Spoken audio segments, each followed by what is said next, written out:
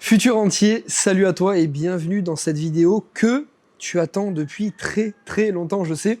Ah bah la voici enfin. Donc ça fait quasiment 2 ans que vous me demandez une vidéo sur les livres que je préfère, une sélection de livres. La voici. Alors j'avais déjà fait une vidéo à l'époque, c'était il y a 1 an et demi, 2 ans. Je venais tout juste de démarrer sur YouTube. Je crois même que c'était sur Facebook et ensuite je l'ai mis sur YouTube.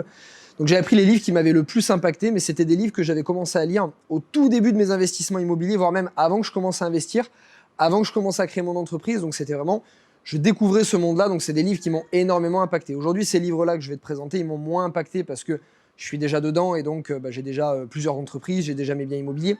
Par contre, c'est des livres où à chaque fois j'ai retenu 1 à 2 idées très intéressantes que j'ai mis en place et où vraiment ça m'a permis de débloquer pas mal de choses. Donc c'est ce que je vais te présenter aujourd'hui. Alors si tu me suis sur les réseaux, tu sais qu'actuellement je suis à Bali. Je suis à Bali depuis mars. En fait, dès que le confinement a commencé à arriver, je suis parti la veille du confinement en fait parce que je préférais être confiné ici qu'en France.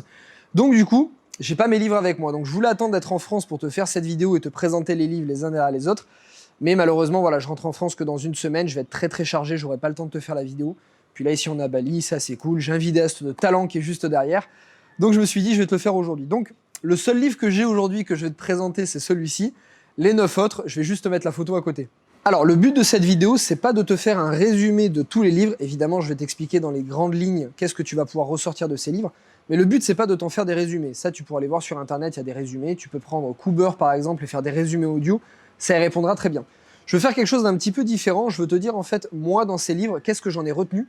Qu'est-ce que j'ai appliqué? Vraiment, l'une ou les 2 idées très intéressantes que j'ai mis en place ou que j'ai retenues de ce livre. Ça changerait un petit peu des résumés et ça pourra te montrer comment moi je vis ma lecture, on va dire, actuellement. C'est-à-dire qu'aujourd'hui, d'ailleurs, on en parlait juste derrière avec Adrien qui est derrière la caméra, il me posait la question de combien de livres je lisais. Ça dépend vraiment des périodes.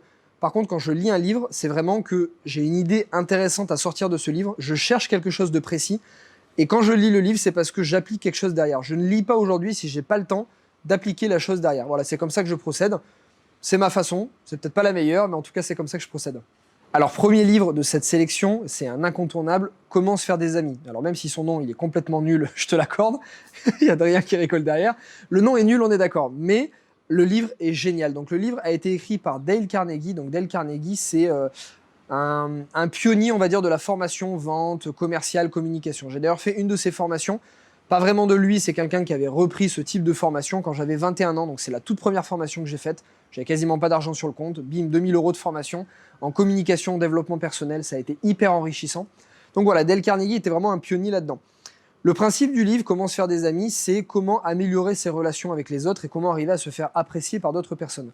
Donc dedans, tu vas avoir tout un tas de conseils de relations humaines qui sont pour moi indispensables. Si aujourd'hui tu fais de l'immobilier, tu fais de l'entrepreneuriat, du management. Bref, si tu as un métier en relation avec les autres, voire même dans ta vie personnelle, tu as obligatoirement besoin de ce type de conseils. Si tu ne les appliques pas, ça va être très compliqué pour toi. Aujourd'hui, quelqu'un qui a les meilleures connaissances en investissement, en business et qui n'applique pas ça, ça va être très compliqué pour lui. Donc je te laisserai lire le livre et te faire ton propre avis. Mais en gros, ce livre, je l'ai lu après la formation que j'ai faite, donc la fameuse formation dont je t'ai parlé. Donc il y avait déjà beaucoup de principes que j'appliquais. En gros, les principes de base que j'applique le plus régulièrement, c'est que je m'intéresse énormément aux autres. Et ça, depuis que j'ai commencé à travailler en gestion de patrimoine dès l'âge de 21 ans. Je m'intéresse énormément aux autres, je pose beaucoup de questions. C'est comme ça que je vis la chose. Et aujourd'hui, maintenant, à chaque fois que je rencontre quelqu'un, il se passe toujours 5-10 minutes où je pose des questions, qu'est-ce qu'il fait dans la vie, d'où il vient, etc. Par exemple, ici à Bali, j'ai pris l'habitude, tu me vois sur Instagram, tu dois le savoir, d'aller au spa en fait. Donc c'est un sauna, hammam, jacuzzi, il y a plein de choses. Après le sport tous les jours.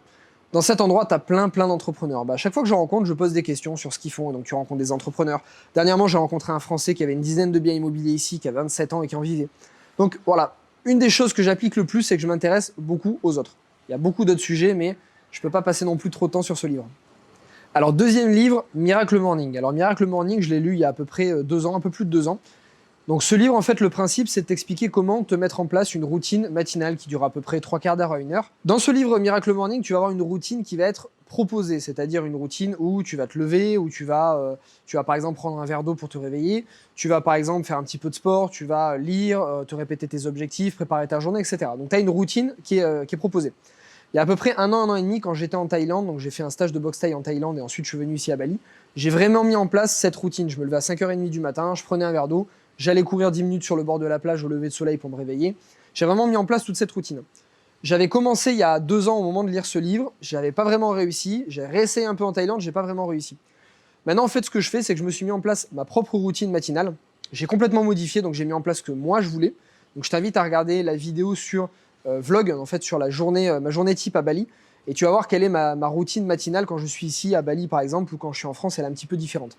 Donc ça n'a rien à voir avec ce qu'il y a dans le livre. Par contre, ce que j'ai retenu de ce livre, c'est que c'est le matin que tu prépares toute ta journée. Donc aujourd'hui, quand je me lève le matin, tu vois, par exemple, j'ai une routine, je laisse mon téléphone sur le mode avion. Je commence à allumer mon téléphone que 2 à 3 heures après m'être levé. Comme ça me permet de rester productif, de rester créatif et d'avoir vraiment mes idées focus sur ce que je suis en train de faire. Je me mets une petite musique dès que je me réveille. Je fais le jeûne intermittent, c'est-à-dire que quand je me réveille, je ne mange pas jusqu'à peu près midi, midi et demi. Tu vas regarder sur internet les bienfaits du jeûne intermittent. Avant d'attaquer quoi que ce soit, je commence par préparer ma journée, donc je fais une liste de tâches et je vais décider quelles sont les tâches que je vais faire moi ou les tâches que je vais déléguer au reste de mon équipe. Ensuite, je vais attaquer par mes tâches les plus productives. Bref, tu vois, je me suis mis en place une routine matinale. Et là, par exemple, ça fait 3 mois et demi que je suis à Bali. J'ai fait l'écriture de mon livre quand j'étais ici à Bali. Chaque matin, c'était la même routine, la même. Ce qui permet en fait vraiment de te concentrer sur quelque chose. Moi, je vois vraiment ma journée entière, elle se fait le matin. Et ça permet aussi de ne pas réfléchir à par quoi tu vas attaquer, qu'est-ce que tu fais. Si tu as une routine, tu libères ton esprit et ton esprit est concentré à penser à d'autres choses. Donc vraiment, Miracle Morning, c'est vraiment quelque chose que je te recommande. Troisième livre, L'Art de la guerre de Sun Tzu. J'espère que je le prononce bien. Sun Tzu, voilà. Donc L'Art de la guerre, c'est pas un livre que j'ai lu entièrement pour le coup, c'est un livre où j'ai écouté un résumé audio sur Cooper. Alors dans ce livre, le principe de ce livre, en fait, c'est vraiment, l'idée à retenir, c'est la stratégie. C'est tout simplement la stratégie. Pour te dire ça de manière générale, parce que moi, ce livre, je vais être très honnête avec toi, j'ai oublié une grande partie. Comme je te le disais, quand je lis un livre, il y a une très grande partie que je vais oublier. Par contre, il y a 1 à 2 choses que je vais retenir, mais je vais les appliquer immédiatement après avoir terminé ce livre. Après avoir terminé ce résumé, il y a une chose que j'ai décidé d'appliquer, c'est d'anticiper beaucoup plus sur les relations de partenariat que je peux avoir, que ce soit dans l'immobilier ou dans mes entreprises, par exemple. À l'intérieur de ce livre, en fait, tu vas apprendre comment réfléchir de manière stratégique aux relations que tu vas pouvoir avoir, que ce soit avec tes alliés, donc tes amis, des partenaires, ou des amis, par exemple, ça peut être des concurrents ou peu importe. Et moi, avec ce livre, j'ai vraiment appris à réfléchir un petit peu plus en termes stratégiques, d'anticiper, et à essayer de comprendre à chaque nouvelle relation que j'allais créer. Donc, par exemple, quand tu achètes un bien immobilier, tu as une relation avec l'agent immobilier, avec l'expert comptable, avec le fiscaliste, avec peu importe. Et donc, à chaque fois, j'essaie de comprendre, ok, cette personne-là, comment est-ce que je peux faire en sorte de me rendre indispensable pour elle, pour pas qu'elle puisse essayer de m'avoir? Comment est-ce que je peux essayer de créer cette relation de confiance pour ne pas lui donner envie de m'avoir? Et ça, c'est vraiment l'idée principale que j'ai retenue de ce livre. Donc toi, ça sera probablement une autre idée. Moi, c'est celle que j'ai retenue. Par contre, aujourd'hui, systématiquement, à chaque partenariat, à chaque nouveau bien immobilier, à chaque fois que je mets quelque chose en place, je me pose ces questions-là et maintenant, c'est devenu un réflexe. Donc voilà, comme je te le disais, moi, c'est vraiment ça que j'essaie de retenir des livres. Attraper un réflexe et de le mettre en place dans ma routine et faire que je ne l'oublie jamais ensuite. 4e livre, L'homme qui voulait être heureux de Laurent Gounel. Alors ça, c'est une histoire particulière parce que c'est un participant de formation à un événement qui me l'a offert. Et deuxième histoire particulière, ça s'est passé à Bali. Donc pour savoir, moi, ça fait un peu plus de 2 ans que j'ai découvert Bali. Je suis complètement tombé amoureux de Bali. Je passe à peu près entre 3 et 6 mois par an à Bali. Et voilà, c'est ma maison. Voilà, j'ai vraiment un coup de cœur ici. J'adore tous les gens, la culture, bref. Donc déjà, le fait que l'histoire se passe à Bali, il y avait quelque chose. En plus de ça, donc l'histoire, en fait, c'est un touriste en fait, qui est ici à Bali et qui rencontre un thérapeute balinais en fait, qui est ici, un thérapeute qui est un petit peu spécial et qui va complètement lui faire changer sa vision des choses. En fait, tout simplement, ce thérapeute va détecter que cette personne est malheureuse et donc va changer sa vision des choses. Et c'est assez sympa parce qu'effectivement, il y a des thérapeutes ici à Bali. Moi, j'en ai entendu parler par des locaux ou des expatriés qui vivent ici. Des thérapeutes qui, selon eux, alors c'est leur religion, c'est leur culture, qui ont certains pouvoirs. Voilà. Donc ici, c'est vraiment... c'est connu pour ça, il y a des gens du monde entier qui viennent ici pour ça. Bref, donc ça dépend de ton niveau de spiritualité et à quel niveau tu peux y croire. Mais en tout cas, voilà, il y a vraiment cette spiritualité-là qui est ici à Bali. Et donc au moment où j'ai lu ce livre, c'est un moment où j'étais dans beaucoup de projets, je faisais énormément de choses, je développais beaucoup de choses en même temps, et je me posais énormément de questions sur qu'est-ce que j'allais faire ensuite. Tu vois, quel est le degré que j'allais choisir entre le moment que je passe avec mes amis, avec ma famille, entre le plaisir, entre mes voyages, entre le travail. Je me posais pas mal de questions et en fait, le fait d'avoir lu ce livre, j'ai retenu comme idée que mon bien-être doit passer en premier. Alors, c'était un peu le cas avant, mais pas toujours, vraiment pas toujours. Là, aujourd'hui, dans ma routine actuelle, donc là, par exemple, je suis à Bali, tu vois, je travaille du matin jusqu'à à peu près 3h, 3h30 de l'après-midi. À partir du moment où j'ai terminé mes tâches et que je pars faire mon sport ou autre chose, je coupe mon téléphone et je suis plus disponible pour personne. Le moment où je suis avec des amis, je coupe mon téléphone, je suis pas dispo. Je suis au sport, je vais au spa, je vais me faire masser, bref, je prends entre 3 heures et 4-5 heures par jour pour me détendre. En général, je vais au sport, après je vais peut-être me faire masser, après je vais aller au sauna, après je vais faire un sunset avec des amis ou aller boire un cocktail avec eux. Bref, c'est le moment où je vais me relaxer. Au moment où je me relaxe, il n'y a plus rien qui compte, il y a juste ça. Le moment où je suis avec ma famille, avec des amis, il n'y a plus rien qui compte, il y a juste ça, j'éteins mon téléphone. Il peut se passer n'importe quoi, mon téléphone est éteint, je ne suis pas joignable.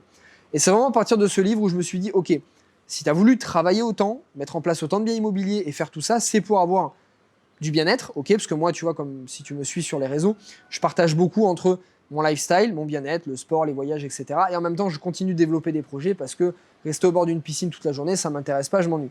Donc, j'essaie à chaque fois de trouver ce juste milieu.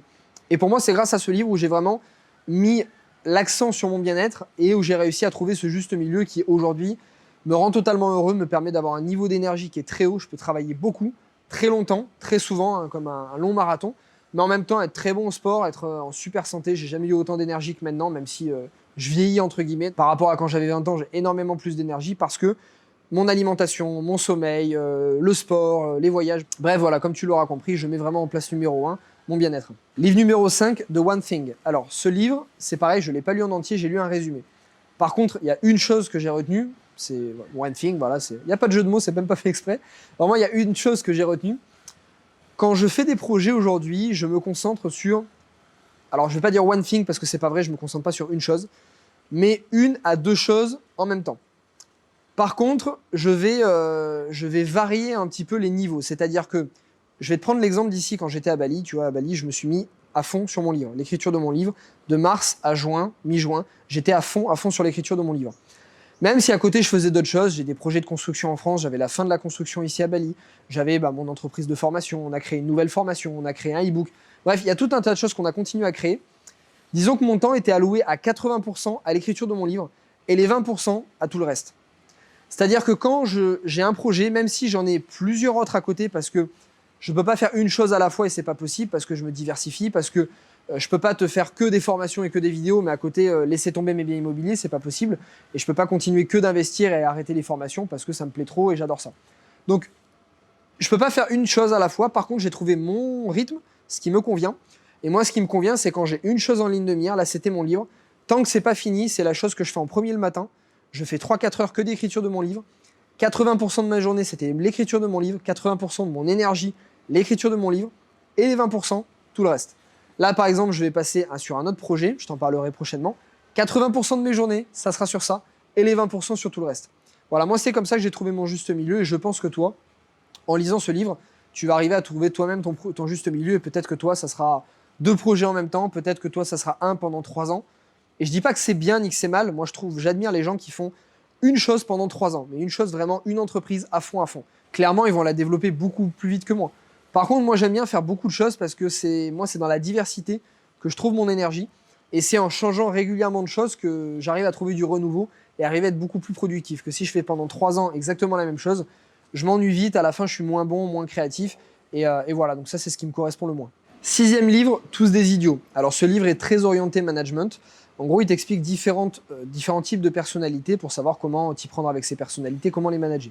C'est un livre qui est super intéressant, donc j'avais déjà pas mal de notions de management avant, puisque quand je travaillais en gestion de patrimoine, j'ai fait du management, donc j'ai fait des formations, j'ai payé des formations pour ça, j'en ai reçu dans mes entreprises, bref, j'avais déjà certaines connaissances. Mais celle-là est vraiment facilitée, donc je trouve ça super intéressant, puisqu'il va associer en fait une couleur à un type de personnalité. Donc il va découper les personnalités en 4 stéréotypes très différents. Par exemple, la couleur rouge, ça va être le stéréotype du fonceur, quelqu'un qui est très dynamique, très entreprenant et quelqu'un qui est très orienté sur les chiffres et à l'atteinte des objectifs. La couleur jaune, ça va être quelqu'un qui va être très créatif, donc quelqu'un qui va être assez extraverti, assez créatif, donc quelqu'un qui va travailler dans les métiers artistiques par exemple. La personnalité verte, donc c'est quelqu'un qui va être un peu plus introverti mais très à l'écoute des autres, quelqu'un de très empathique. Donc beaucoup de salariés en fait aujourd'hui, beaucoup de personnes qui sont fonctionnaires par exemple, des personnes qui travaillent dans l'humanitaire. Et dernière personnalité, donc la 4e, la bleue, personnalité très analytique, très dans les chiffres, quelqu'un qui est très organisé, clairement une personne qui va être ingénieur ou qui va être comptable. Et donc il va t'expliquer en fait au cours de ce livre comment reconnaître facilement les personnalités, comment composer en fait en fonction de ces personnalités. Et ça c'est super intéressant parce que depuis ce livre, moi j'ai clairement identifié toutes les couleurs.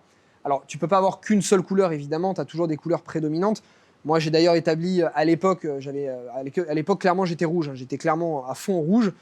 et un peu jeune, ça dépend. Et aujourd'hui, voilà, j'ai essayé de développer les côtés qui étaient un peu moins élaborés et de rabaisser un petit peu certains qui étaient vraiment, vraiment à fond pour essayer d'être un peu plus équilibré. Donc, suivant les périodes de ma vie, moi, j'ai identifié que j'avais un moment, par exemple, j'étais très rouge, à un moment, j'étais très, très bleu quand j'étais en gestion de patrimoine. Et puis, au fur et à mesure, j'ai essayé de changer un petit peu. Donc, ce livre est vraiment intéressant pour ça. Et ce que tu dois en récupérer, c'est d'arriver en 30 secondes à 1 minute quand tu rencontres une nouvelle personne, d'essayer de reconnaître quelle est sa couleur prédominante pour savoir quel canal de communication tu vas identifier. Par exemple, moi, dans mes équipes, j'ai identifié les couleurs dans toute l'équipe, en fait. Donc, j'ai plus d'une douzaine de personnes. J'ai de tout, hein. J'ai du rouge, du jaune, du vert et du bleu. Et j'ai certains où c'est assez compliqué de deviner. Par exemple, je prends ma graphiste qui est clairement jaune. Je ne vais pas mettre en avant les mêmes choses quand je vais lui parler. Je ne vais pas lui donner le même type de tâche que, par exemple, quelqu'un d'autre qui travaille, qui est coach téléphonique avec moi, qui lui est, par exemple, beaucoup plus rouge et beaucoup plus vert. On va pas mettre en avant les mêmes choses, je vais pas les motiver de la même manière et je vais pas du tout avoir le même discours avec eux, ni même leur confier les mêmes tâches, ni même aller regarder derrière s'ils ont vérifié les tâches ou pas. Donc tu vois, c'est clairement différent. Et si tu utilises le bon management avec les bonnes personnes, tu vas arriver à tirer le meilleur de tes équipes, le meilleur de tes partenaires, hein, experts comptables, fiscalistes, décorateurs, peu importe. Si tu utilises le bon canal de communication, tu vas voir que tu vas arriver à te faire apprécier par toutes ces personnes, tu vas arriver à travailler de manière confiante beaucoup plus avec eux, et ces personnes vont avoir envie de se défoncer tout simplement beaucoup plus pour toi et pour ton travail. 7e livre, Le moine qui vendit sa Ferrari. Alors ce livre m'a été conseillé par quelqu'un que j'ai rencontré, c'est même lui qui me l'a prêté d'ailleurs, et il est tombé vraiment à un très bon moment, tu vas comprendre. L'histoire de ce livre, c'est un avocat très réputé du barreau de New York, je crois que c'est New York d'ailleurs, voilà, qui fait un burn-out, il fait une dépression, il finit à l'hôpital et il change radicalement sa vie, et il finit par avoir une vie très très spirituelle, il va passer sa vie avec des moines, etc. Bref. Bon, je vais pas passer ma vie avec des moines, pas du tout. L'idée par contre de ce livre, en tout cas moi ce que j'en ai retenu, hein, toi peut-être que tu en retiendras une chose différente, c'est que j'étais à un moment charnière, un petit peu comme ce que je t'ai expliqué tout à l'heure sur l'homme qui voulait être heureux, c'était un petit peu à ce même moment. Donc j'étais un peu à ce moment charnière de me dire, qu'est-ce que je vais faire, quels vont être mes prochains objectifs, comment est-ce que je vois ma vie, est-ce que je la vois travailler à fond, développer toujours des projets, ou est-ce que je la vois plutôt complètement relax au bord de la plage, quel est le juste milieu en fait à trouver.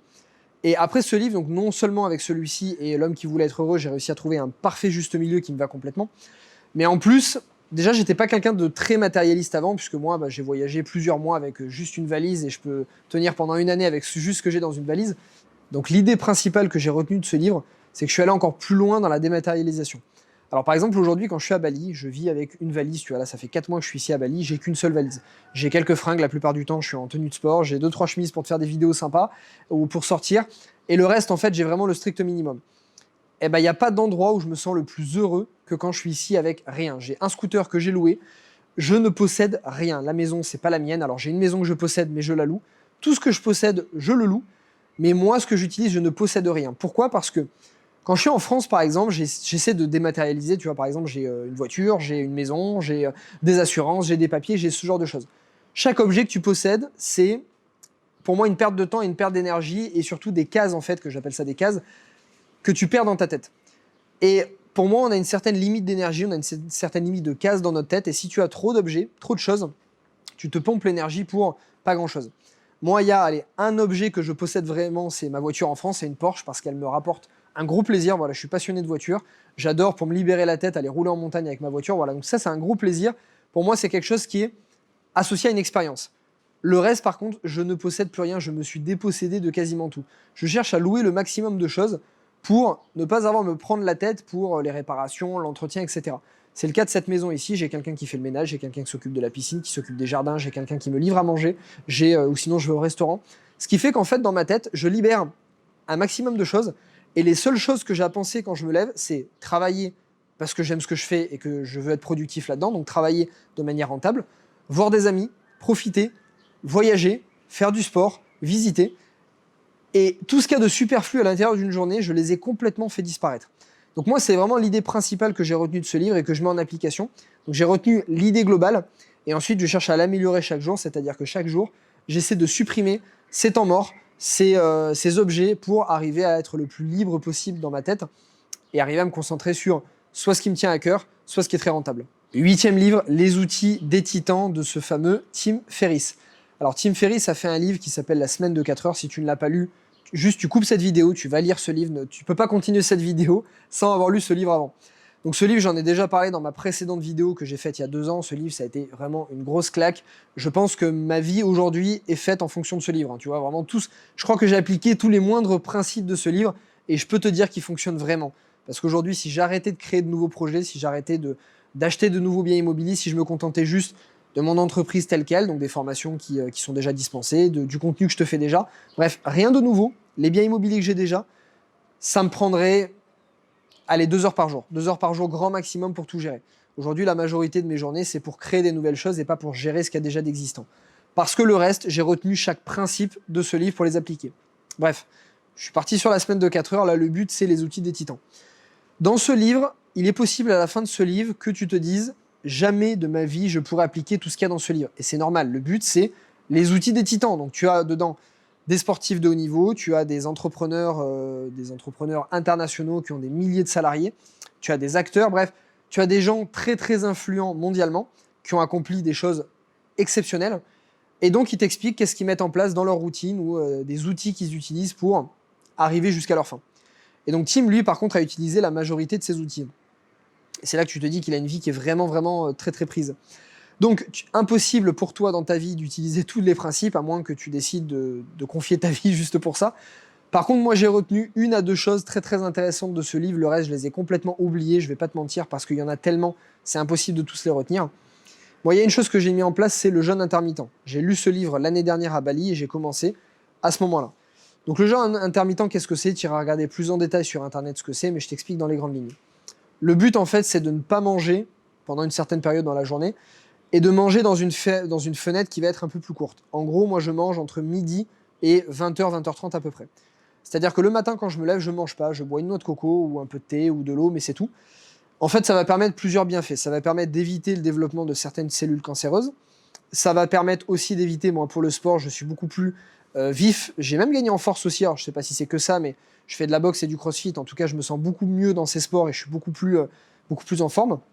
Ça permet aussi d'aller taper directement dans les graisses et pas dans les sucres, puisque ton corps, en fait, par habitude, quand tu vas faire une activité sportive, il va aller taper les sucres stockés dans tes muscles. Si par contre, il n'a pas de sucre dans tes muscles, parce que ça fait plus d'une dizaine d'heures que tu n'as pas mangé, il va aller taper là où il y a, et là où il y a, c'est les graisses. Donc en fait, ça va lui obliger à aller prendre un chemin qui est un peu plus dur pour lui, c'est-à-dire aller prendre dans les graisses, et donc tu vas brûler normalement un peu plus de graisse. Bref, il y a énormément d'autres bienfaits, je suis beaucoup plus créatif et beaucoup plus productif quand j'ai pas mangé, ça me permet de tenir toute la matinée jusqu'à midi en étant vraiment concentré sur mon travail et pas avoir le petit coup de barre, tu sais, après le petit-déj. Donc voilà, donc ça c'est quelque chose que j'ai vraiment récupéré de ce livre. J'en avais déjà entendu parler par d'autres entrepreneurs. Par exemple, ici à Bali, il y a énormément d'entrepreneurs, d'investisseurs. Je crois que, je sais pas, 50 ou 70%, ils font tous du sport, ils mangent tous super sainement, ils font tous le jeûne intermittent. Donc j'en avais déjà entendu parler, mais je l'avais jamais mis en pratique. Donc là, suite à ce livre, je l'ai mis en pratique et je peux te dire que c'est quelque chose qui fonctionne bien. Et c'est quelque chose que j'ai mis en place dans ma routine, que je fais maintenant tous les matins. 9e livre, et le seul que j'ai avec moi, L'art subtil de s'en foutre. Alors, ce livre, j'attendais une chose spécifique en le lisant, et finalement, j'ai trouvé d'autres choses à l'intérieur de ce livre. Quand j'ai voulu lire ce livre, en fait, j'étais à un moment aussi, donc c'était un moment un peu charnière aussi. Peut-être que ça va te faire rire ou pas, peut-être que ça ne s'est pas arrivé. En tout cas, si tu as commencé à créer une entreprise, tu as commencé à investir dans l'immobilier, tu commences à gagner un peu d'argent, peut-être que tu as vécu ça. J'arrivais à un moment où je commençais à culpabiliser un petit peu pour beaucoup de choses. Par exemple, je passe beaucoup de temps à l'étranger. Entre il y a 3 ans, quand j'ai démarré, et maintenant, mes revenus ne sont pas du tout les mêmes, mes moyens ne sont pas les mêmes. Et donc, des fois, je voyage dans des pays pauvres, ça m'arrive assez souvent. Je fais des expériences comme aller sur un bateau de pêche avec un pêcheur local. Voilà, je fais toujours ce type d'expérience. Mais comme mes moyens ne sont plus les mêmes, et que ma mentalité non plus n'est pas la même, je commençais à culpabiliser un petit peu en voyant des gens qui ne vivaient pas comme nous en France. Donc ça, c'était le premier point. Et le deuxième point, c'est le fait d'être sur les réseaux sociaux. Sur les réseaux sociaux, tu vas poster quelque chose, une story par exemple. Tu as toujours quelqu'un qui va te faire un reproche sur n'importe quoi. Mais c'est normal, maintenant je m'y suis habitué parce que c'est le jeu. Tu vas, je sais pas, tu vas poster une coco avec une paille en plastique, tu as quelqu'un qui va te dire « Ah mais le plastique, c'est pas bien ». Et puis tu vas poster une coco sans paille, tu as quelqu'un qui va te dire « Ah mais comment tu bois ta coco, c'est pas possible ». Puis tu vas en prendre une en carton, tu as un truc qui va dire oh, « C'est ridicule, le carton, ça te reste dans la bouche ». Bref, tout ça pour te dire que peu importe ce que tu vas faire, tu as toujours quelqu'un qui va te dire quelque chose. Et à force, en fait, c'était la période où ça commençait à arriver assez souvent et j'étais pas encore préparé mentalement à ce genre de choses. En fait, tu commences à culpabiliser pour presque n'importe quoi. Tu as des causes, par exemple, qui sont justes et qui sont très très fortes. Tu as par exemple, t'as les véganes, par exemple, pour les animaux. Tu as l'écologie, tu as la faim dans le monde, tu as par exemple les orphelins. Tu t'en as plein des causes comme ça. Et en fait, le fait d'être sur les réseaux et des gens qui te renvoient en fait à ces causes-là sans arrêt, tu commences à te dire, en tout cas moi c'était le cas, à te dire, mais en fait, tu commences à culpabiliser. Et à te dire, ah mais je pourrais aider ça, et je pourrais aider ces gens, et je pourrais aider ça. Sauf qu'au bout d'un moment, tu peux pas aider tout le monde, et tu peux pas faire tout en fait. Tu peux te concentrer sur une cause, mais tu peux pas te concentrer sur 20 causes, même si elles sont les meilleures du monde. Et donc c'est un petit peu ce que j'ai compris avec ce livre, c'est vraiment, j'ai commencé à m'en foutre en fait. Ça peut paraître dingue dit comme ça, peut-être que toi tu t'en foutais peut-être complètement du reste. Moi pas du tout, je m'en fous pas de l'écologie parce que c'est super important, je fais de la plongée, je voyage. Hier j'étais sur une plage, j'ai fait du kitesurf, il y a du plastique de partout, ça me fout les boules, je suis le premier à qui ça me fout les boules. J'essaie de réduire, j'ai une bouteille de plastique, ça fait un mois que j'ai la même, voilà. Mais de là à dire que tous les jours je vais faire attention au plastique ou je vais aller ramasser des plastiques pendant 5 heures tous les jours, non, parce que c'est pas ma cause, bien qu'elle soit super importante.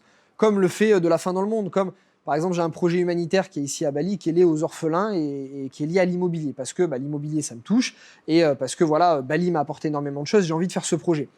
Voilà, c'est une cause qui me tient à cœur. Comme une cause, c'est d'aider le maximum de gens à bien gérer leur argent et à pas reproduire en fait le même schéma que j'ai connu dans ma famille, c'est-à-dire à ne pas épargner, à ne pas investir, à se retrouver dans des situations financières très compliquées. Ça, c'est un truc qui est en moi, c'est ancré en moi, c'est quelque chose auquel je crois, c'est quelque chose qui vit en fait à l'intérieur de moi, et c'est quelque chose pourquoi j'ai envie de me battre. Ok, ça c'est ma cause. Et donc en fait avec ce livre, j'ai appris à m'en foutre d'autres choses, mais par contre à me concentrer vraiment sur la chose auquel je crois, c'est-à-dire ma cause. Il y a quelqu'un d'autre, sa cause, ça va peut-être être les animaux, tant mieux, dans ce cas-là, il faut qu'il se batte pour cette cause. Mais ça sert à rien d'aller culpabiliser pour d'autres causes, parce que de toute manière, on peut pas tout faire et on peut pas être responsable de tous les maux du monde. Alors dans ces livres, tu vas trouver énormément d'autres choses, mais moi, c'est ce que j'ai réussi à en retenir, et c'est ce que j'applique aujourd'hui. Maintenant, j'arrive à m'en foutre un petit peu plus de certaines choses. Par contre, sur les choses auxquelles je crois vraiment, et mes causes qui m'animent, là par contre, je me bats, mais comme un malade, et j'y crois dur comme fer, et voilà. Alors il y a un truc par contre dans ce livre que j'ai un peu moins aimé, c'est le début du livre notamment.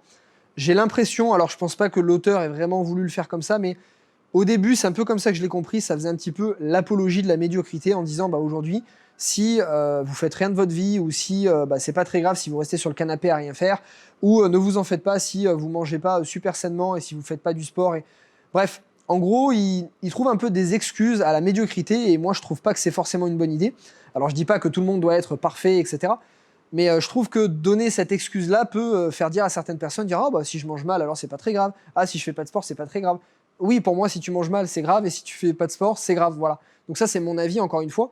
Mais voilà, c'est cette petite partie que j'ai pas trop aimée. Par contre, il y a quelque chose que j'ai beaucoup aimé de l'auteur, c'est sa façon d'écrire. Moi j'adore, ça va directement droit au but, c'est une façon qui est très proche du lecteur, mais en même temps, il y a pas mal d'humour, en même temps qui est très direct, et s'il faut remettre en place et dire quelque chose très... En fait, il mâche pas ses mots, quoi, et ça j'adore, ça c'est quelque chose qui me ressemble. D'ailleurs, j'ai un peu écrit mon livre de cette manière-là aussi, donc c'est quelque chose qui me ressemble. Et du coup, il n'y avait pas de meilleure transition que celle-ci pour te parler du 10e et dernier livre. Ce dernier livre est très particulier puisque je ne l'ai pas lu, c'est moi qui l'écris. Évidemment, je n'allais pas te faire une liste de livres sans le mien. Alors, j'ai écrit ce livre, donc j'ai été contacté par 2 maisons d'édition, c'était en décembre dernier, un petit peu avant, en novembre dernier. Et c'est marrant parce qu'au même jour, 2 maisons d'édition complètement différentes, sans se concerter, m'ont contacté pour écrire un livre. J'ai choisi une maison d'édition qui était beaucoup plus axée sur les livres professionnels. C'est une maison d'édition qui, à la base, rédige des livres pour les avocats, les experts comptables, les fiscalistes ou pour les étudiants, par exemple, dans ce type de domaine. Donc, c'est un livre qui est très axé professionnel, donc qui me correspondait bien. Et donc, j'ai accepté de faire un livre avec eux. Donc, j'ai rédigé mon livre de janvier de cette année jusqu'à peu près mi-juin. Je l'ai terminé là récemment. On a encore quelques petites modifications à faire avec la maison d'édition. Et donc, je me suis dit, pas de meilleur moyen que de te parler de ce livre en 10e livre. Alors dans ce livre, j'ai mis énormément de choses. Le but de ce livre, et je vais dire même la mission la plus difficile, c'était d'arriver à contenter tout le monde. C'est-à-dire, autant d'arriver à contenter des participants de ma formation qui ont déjà reçu énormément de contenu immobilier dans mes formations, autant de contenter des personnes qui me suivent, et comme toi par exemple, qui a déjà peut-être regardé toutes mes vidéos YouTube, donc qui a déjà un certain niveau de connaissance en immobilier, et de contenter des gens qui ne me connaissent pas du tout en fait et qui n'ont jamais entendu parler d'immobilier. Suffisamment simple et pédagogique pour les nouveaux, suffisamment technique et pointu pour ceux qui me connaissent déjà pour pas faire un livre à 2 balles avec juste quelques théories un peu pompeuses. Et c'était là en fait le plus gros challenge et c'était assez compliqué. Mais en ayant fait lire le manuscrit à une quinzaine de professionnels, des participants de mes formations, des gens qui n'y connaissaient rien en immobilier, apparemment le pari est plutôt réussi. Donc j'ai très hâte de te le faire lire. Ce livre sortira officiellement début octobre. Pour mes participants de formation, il y aura une petite surprise certainement en septembre. À l'intérieur de ce livre, qu'est-ce que j'ai mis ? Déjà, j'ai mis mes tripes parce que franchement, écrire un bouquin, je viens de me rendre compte du travail que c'est pour un auteur. Déjà, le niveau de connaissance que j'ai apporté dans ce livre qui va être vendu même pas 20 €, c'est juste hallucinant. Enfin, pour 20 €. Pour 20 €, en fait, tu as ma vie dedans. Tu as vraiment ma vie. Alors, comment j'ai découpé ce livre? J'ai découpé une première partie qui sera liée à mon histoire. J'ai vécu pas mal d'événements qui sont un peu spéciaux, un peu particuliers dans mon histoire. Et en fait, j'ai essayé au cours de mon histoire de te faire un parallèle entre les événements que j'ai vécus et comment ça m'a servi de boost, en fait, de moteur pour acheter dans l'immobilier, créer mon entreprise et arriver où j'en suis arrivé. Donc, tu apprendras beaucoup de choses très personnelles sur ma vie, sur ma famille, etc. Le deuxième sujet, c'est la partie technique immobilière. Donc là, on va vraiment voir en 10 étapes comment acheter des biens immobiliers de manière assez poussée, évidemment pas aussi pointue que ma formation, hein. C'est un livre qui est 20 €, donc tu ne trouveras pas le contenu de ma formation, je suis désolé, mais tu auras quelques points très intéressants et très poussés pour investir dans l'immobilier. Troisième étape, c'est l'application concrète de tous les conseils que je t'ai donnés en théorie. Je te fais un détail de toutes mes opérations immobilières, mais de manière très poussée, des anecdotes, vraiment je t'explique quel est le cheminement entre tous mes investissements immobiliers, qu'est-ce que j'ai acheté, quand est-ce que j'ai vendu, pourquoi j'ai vendu, les choix que j'ai faits, les analyses des villes. Enfin, je te fais une analyse extrêmement poussée que je n'ai jamais fait dans des vidéos YouTube et que je n'ai même pas fait dans ma formation. Quatrième partie, tu auras une dizaine de témoignages de participants de formation. Tu auras des participants qui viennent de tout milieu, de tout domaine, de tout âge, de toute situation financière et de tout projet immobilier différent. Des hommes, des femmes, certains qui ont fait des études, pas d'études, bref, tu auras de tous les profils. Et ils vont te raconter leur histoire, comment ils s'y sont pris, les erreurs qu'ils ont faites, les embûches qu'ils ont rencontrées, les problèmes, les gens qui étaient jaloux, bref. Tu auras énormément aussi de contenu et de choses très intéressantes qui vont, à mon avis, te donner un gros coup de boost. Et la dernière partie, pour le coup, c'est une partie qui n'est pas du tout dans mes formations en ligne. Peut-être que j'en ai parlé un petit peu, mais vraiment quelques points par-ci par-là dans mes vidéos YouTube. Donc c'est un point développement personnel qui est très, très poussé. Il y a énormément de choses. Et en gros, dedans, je te parle de tout, c'est-à-dire tout ce que j'ai mis en place du début de ma vie jusqu'à maintenant en termes de développement personnel. Ça réunit des dizaines de formations que j'ai payées, donc il y a plus de 15 000 € de formations que j'ai faites sur les 6 dernières années, des vingtaines de bouquins que j'ai lus, des choses que j'ai appris, de management, de productivité, comment je gère mes biens immobiliers, comment gérer les personnalités, bref, énormément de choses sur cette partie développement personnel. Bref, donc c'est vraiment en rédigeant ce livre que je me suis rendu compte pour 20 €, le contenu que tu vas pouvoir avoir dedans, le temps que ça m'a pris, je pense que ça m'a pris plus de 600 heures. Donc tout simplement dans ce livre, j'ai mis toute ma vie, toutes mes opérations, mes difficultés, les problèmes que j'ai rencontrés, ma passion, bref, je t'ai absolument tout mis, je t'ai mis mes tripes dans ce livre. Donc j'espère vraiment que tu vas l'apprécier, ça sortira début octobre. D'ici là, futur entier, j'espère que tu as apprécié cette vidéo, ça fait un petit moment que tu me la demandes. J'espère aussi que tu as apprécié ce côté un peu décalé où je ne vais pas forcément te raconter le résumé du livre, parce que ça peut se trouver assez facilement. Dans la plus-value de cette vidéo, je trouvais que c'était plutôt dans moi, comment j'ai interprété ces livres, comment je les ai appliqués, comment toi aussi tu peux les appliquer. Donc j'espère que tu as aimé ce côté-là. N'oublie pas, comme d'habitude, si tu as aimé cette vidéo, mets un like, tu sais que moi ça me motive, ça met plus la vidéo en avant. Bref, c'est ton seul moyen de communiquer, donc voilà, je te fais du contenu, c'est gratuit, profites-en, mets un petit like, et puis moi ça mettra plus la vidéo en avant, et ça me fera extrêmement plaisir. Écris également en commentaire qu'est-ce que tu as pensé de cette vidéo. Écris surtout quels sont toi les livres que tu préfères, comme ça pourra donner énormément d'idées de vidéos aux autres. Donc futur entier, comme d'habitude, je te souhaite une super belle journée, la patate, la motivation, plein de livres et surtout, ça sert pas à grand chose de lire que des livres, il faut surtout les appliquer. Très bonne journée, à plus.